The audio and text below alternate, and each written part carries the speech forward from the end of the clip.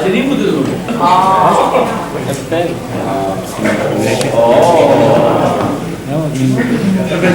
Wel water en heel veel.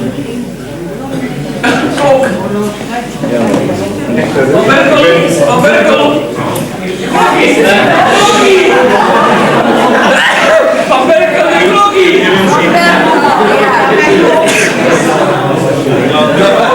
Van Berkel en Klokkie! Ja, dat is Van Berkel maar niet zien. Die laten we toch eens aan. Van Berkel!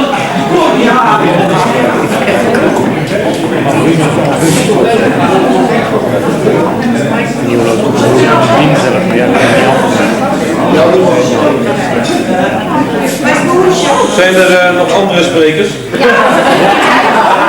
Ja. Mevrouw Kraaienveld.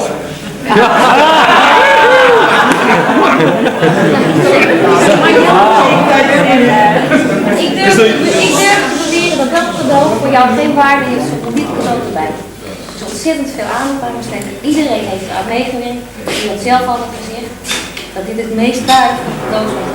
Dat geef ik hierbij namens deze. Dankjewel.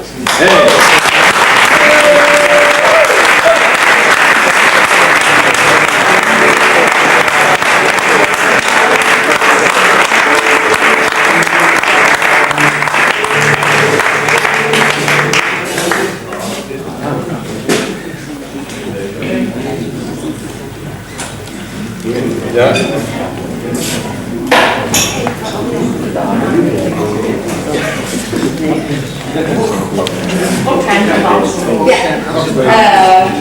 Ik weet dat je van de gemeente een stukje hebt gekregen, maar van NWD krijg je het hele.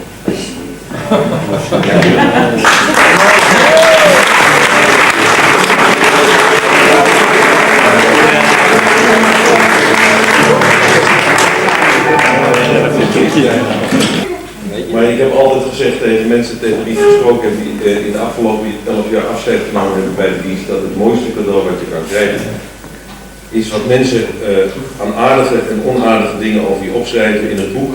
Wat je, ik heb dat in het verleden meegemaakt, nog jarenlang kan opslaan en kan denken van, dat is toch fantastisch. Overigens vind ik dat van het horloge ook. De mensen die mij kennen, die weten dat ik de hele dag roep, hoe laat is het? Ik ken alle klokken in Hilversum. Ik heb een ongelofelijke pest aangekregen, Ries, dat jij niet hebt gezorgd dat die klok op de toren van het Dudok-paleis, zoals we toen nog jarenlang niet waren. Toen was ik ontregeld, zeg maar ongesteld. Dat was met de hoop dat je weg zou gaan, in de hoop dat je een horloge kreeg. Goed. Ik maak er even dit over.